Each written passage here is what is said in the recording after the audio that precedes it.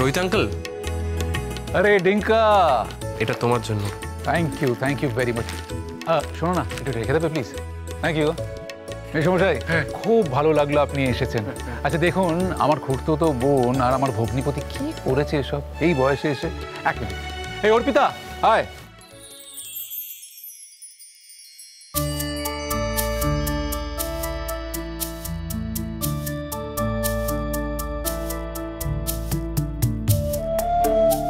হ্যাঁ দাদা ভাই। হ্যাঁ শ্রীময়ী, আলাপ করিয়ে দিই, আমার খুড়তুতো বোন অর্পিতা আর আমার ভগ্নিপতি প্রসেনজিৎ। নমস্কার। আপনাদের কথা এত শুনেছি যে বলার কথা নয়,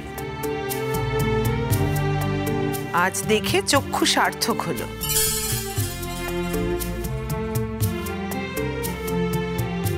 আপনার কথাও আমি অনেক শুনেছি, কিন্তু রোহিত দা তো কোনোদিন আলাপ করিয়ে দেননি। এই তো এবার আলাপ হয়ে গেল, যাতায়াত তো চলতেই থাকবে। মেসমশাই, সত্যি খুব ভালো লাগলো আপনি এসেছেন। আচ্ছা শোন, ইনি হচ্ছেন মেসমশাই, এনার কথা তো তোকে বলেইছি আগে। আর এ হচ্ছে আমাদের ডিঙ্কা বাবু, সুপার ট্যালেন্টেড, দারুণ গান গায়। আজ কিন্তু আমরা গান শুনবো। আর বলবেন না মেসমশাই, কি কাণ্ড বলুন তো, এই বয়সে এসব এরা না এমন একটা সিচুয়েশন ক্রিয়েট করে। তা আসল লোক কোথায়?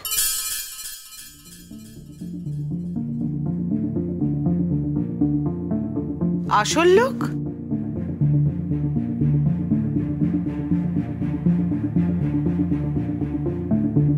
মামু, মামু। আরে আসি, দাঁড়া দাঁড়া, এই তোর বন্ধু বান। এক মিনিট, দিটি কোথায়? ও কলেজ থেকে সোজা চলে আসতে পারে। আসতে পারে মানে নাও আসতে পারে। না, বলেছিল চেষ্টা করবে। আসলে সারাদিন কলেজ থাকে তো, অনেক ক্লাস, টায়ার্ড থাকে। আচ্ছা, ক্লাসের পর টায়ার্ড হয়ে যায় বলে রোহিত আঙ্কেলের পার্টিতে আসতে পারবে না? না না, সেরকম কিছু না রোহিত আঙ্কেল, আমরা তো সবাই এসেছি, বাকি এত লোক আছেন। দিঠি এলো কি এলো না, তাতে কি যায় আসে বলো? আচ্ছা বল। আর যদি দিঠি না আসে না, ওর সাথে কিন্তু বোঝাপড়াটা ঠিক করে নেব আমি।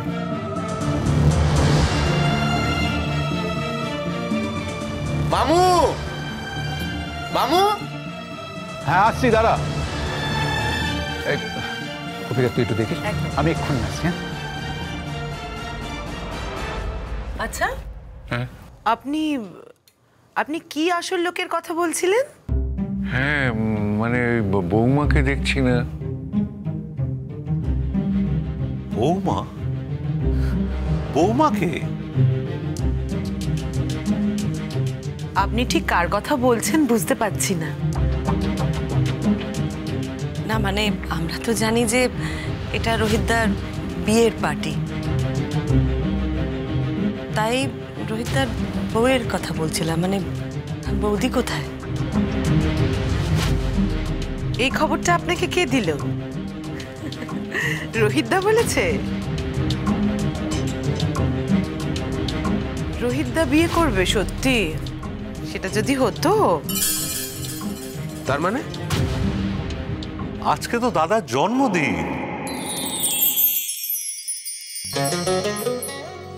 কিছুতেই জন্মদিন করতে চাইনি। বলছে লোকেদের যদি খাওয়াতে চাও খাওয়াও, কিন্তু কাউকে বলবে না যে আজকে আমার জন্মদিন। বললেই সবাই গিফট নিয়ে আসবে, সেইটা হবে না, তাই আমরা কাউকে বলি। ইভেন এখানে কোথাও দেখছেন না, হ্যাপি বার্থডে লিখতেও দেয়নি। দাদা আপনাদেরকেও বলেনি? দাদা আপনাদের এত ক্লোজ। দেখো দেখিনি, আমরা তো তাই জেনেই এসেছি।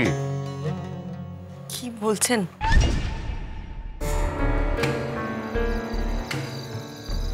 অনিল, তুমি সুটকেস গোছাচ্ছ কেন? কি হলো? উত্তর দাও না, সুটকেসটা কেন গোছাচ্ছ? থানায় গিয়ে কমপ্লেন করো যে আমি সুটকেস গোছাচ্ছি। না আমি বুঝতে পারছি না মানে প্রবলেমটা কি। আমার সাধের অনুষ্ঠানে তোমার বাড়ির লোক আমাকে যা খুশি তাই বলে অপমান করলো। ইনফ্যাক্ট বাইরের লোক রোহিত সেন আমাকে যাচ্ছে তাই বললো। আমার পরিবারের লোকের সামনে আমার তো মান সম্মান বলে কিছু থাকলো না। তোমার মান সম্মান কোনোদিন ছিল নাকি? অনিন্দ, মানে তুমি কি ঠিক করেছো? তুমি আমাকে কোনোদিনও একটুও শান্তি দেবে না। এটা তো আমার কথা, তুমি উল্টে আমায় জিজ্ঞেস করছো। এখন আমার সব খারাপ হয়ে গেছে তাই তো? স্টিমের সব ভালো। তুমি না একটা কথা বলে বুঝতে পারছো না যে তুমি যতই ল্যাং ল্যাং করে শ্রীময়ীর পেছন পেছন ঘোরো, শ্রীময়ী না তোমাকে পাত্তা দেয় না। শোনো না, শোনো, ও না এখন একটা বড় ডালে নৌকা বেঁধেছে। আই উইশ ও সত্যিই সেটা করতো, তাহলে আমি অনেক হালকা হতাম, অনেক খুশি হতাম। আমার দুর্ভাগ্য কি জানো, শ্রীময়ীর মতন মেয়েরা না নিজেদের আদর্শ থেকে কখনো বিচ্যুত হয় না, যাই হয়ে যাক না কেন। কোনটা আদর্শ? পরপুরুষের সাথে ফষ্টি নষ্টি করা? অন্য ফ্র্যাঙ্কলি স্পিকিং আমার মনে হয় যে আমার জীবনটা অনেক বেশি সম্মানের। হ্যাঁ হ্যাঁ, তোমার সঙ্গে আমার রিলেশনশিপ ছিল, তারপরে আমরা বিয়ে করেছি, আমি অ্যাটলিস্ট এরকম ফুর্তি করে বেড়াইনি।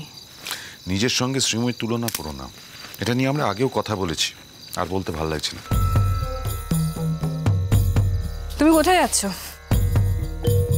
বললাম তো, থানায় যাও, গিয়ে আমার নামে কমপ্লেন করো যে আমি চলে যাচ্ছি, আমায় আটকানোর চেষ্টা করো। আমার এরকম অবস্থায় তুমি আমায় ছেড়ে যেতে পারো না। আটকানোর চেষ্টা করে দেখো। কেন বুঝতে পারছি না অন্য, আমার অ্যাডভান্স স্টেজ। তুমি জানো আমি কদিন ধরে খুব বাজে বাজে স্বপ্ন দেখেছি। তুমি কোনোদিন ভালো স্বপ্ন দেখেছো বুঝি? অনিন্দ, তুমি আমাকে যতই টিজ করে কথা বলো, আমি কদিন ধরে ভীষণ ভীষণ দুঃস্বপ্ন দেখছি, চোখ বুঝলেই দুঃস্বপ্ন দেখছি। আমি দেখছি আমি একটা পাহাড়ে গেছি, সেখান থেকে গড়িয়ে পড়ে যাচ্ছি, আর আর রক্তের সব কিছু ভেসে যাচ্ছে। আমি আমার বেবিটাকে কোথাও খুঁজে পাচ্ছি না অনিন্দ। তুমি বিশ্বাস করো, আমি খুব খারাপ স্বপ্ন দেখি আজকাল। কিন্তু অনিন্দ, তুমি যাবেই বা কোথায়? কাল তোমার বাড়ির লোকজন, তোমার ছেলে বউ সবাই তোমাকে অপমান করলো, তুমি সেই দায় আমার উপর কেন চাপাচ্ছ বলো তো অনিন্দ? আমি তো তোমাকে কোনোদিনও অপমান করিনি, আমি কোনোদিনও তোমাকে অপমান করেছি বলো? You can't do this to me. You can't do this to me. তুমি আমাকে ছেড়ে চলে যেতে পারো না। আমি যদি পারতাম আমার জীবনটাই ছেড়ে দিতাম, কিন্তু সেটা পারছি না। এজন্য নয় যে আত্মহত্যা মহাপাপ, এই জন্য যে আমার বোধহয় সেই সাহসটা নেই। তাহলে এতদিন ধরে এত কিছু সহ্য করে আছি কি করে? সংসার তো অনেকদিন আগে ছেড়ে চলে যাওয়ার কথা। তোমার তো আমার নামটা দরকার ছিল, পেয়ে গেছো তো সেই নাম। অনিন্দ সেনগুপ্তর বউ তুমি, ওটাই তো দরকার ছিল। আর তো আমার কাছ থেকে তোমার কোনো কিছু দরকার নেই। অনিন্দ, আমাদের বাচ্চাটা, তোমার আমার বাচ্চা, এই বাচ্চাটা তো আমার একা নয় অনিন্দ। আমি কি বাচ্চাটাকে সঙ্গে করে নিয়ে এসেছি? আমি বিশ্বাস করি না বাচ্চাটা আমার। কেন বিশ্বাস করো না অনিন্দ? কেন বিশ্বাস করো না? বিকজ আমাদের মধ্যে সেই রকম সম্পর্ক বহুকাল আগে শেষ হয়ে গেছে। তুমি কি বলতে চাইছো অনিন্দ? আমার চরিত্র খারাপ? আমি কিছুই বলতে চাইছি না। তোমার যখন এত সন্দেহ, তুমি টেস্ট কেন করাচ্ছ না একটা? আমার এনার্জি নেই, তোমার পিছনে সময় নষ্ট করার মতন সময়ও নেই আমার। আমি ক্লান্ত হয়ে গেছি। I am really very tired. আমি বুঝতে পারছি না অনিন্দ, তোমার ছেলে মেয়ে, তোমার প্রাক্তন বউ তোমাকে এসে অপমান করেছে, আর তার ঝাল তুমি আমার উপর ঝাড়ছো, তার দায় তুমি আমার উপর চাপাচ্ছ। অথচ কি আশ্চর্য ব্যাপার দেখো, আমাদের যখন সম্পর্ক ছিল বিয়ের আগে, আমরা যখন ঠিক করেছিলাম যে আমরা বিয়ে করব, তখন একসাথে আমরা কত স্বপ্ন দেখেছিলাম, তাই না অনিন্দ? তুমি কত স্বপ্ন আমাকে দেখিয়েছো। আমি না বিয়েটা করতে চাইনি, ইফ ইউ রিমেম্বার। শুধু ভোগ করতে চেয়েছো।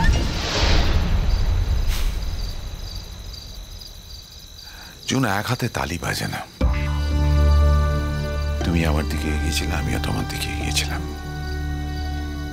পৃথিবীতে সব সম্পর্ক না বিয়েতে গিয়ে শেষ হয় না, বিয়ের পরিণতি পায় না। তুমি জোর করেছিলে, আমি চাইনি। তোমারও সন্তান আছে, আমারও সন্তান আছে। আমি বাড়ি ছেড়ে চলে গেছিলাম বিয়ের আগে, তার কারণ আমি বিয়েটা করতে চাইনি। শ্রীময়ী জোর করে আমায় টেনে নিয়ে এসে বিয়েটা দিয়েছিল। এই যে আমাদের বিয়েটা হয়েছে, সেটা শ্রীময়ী।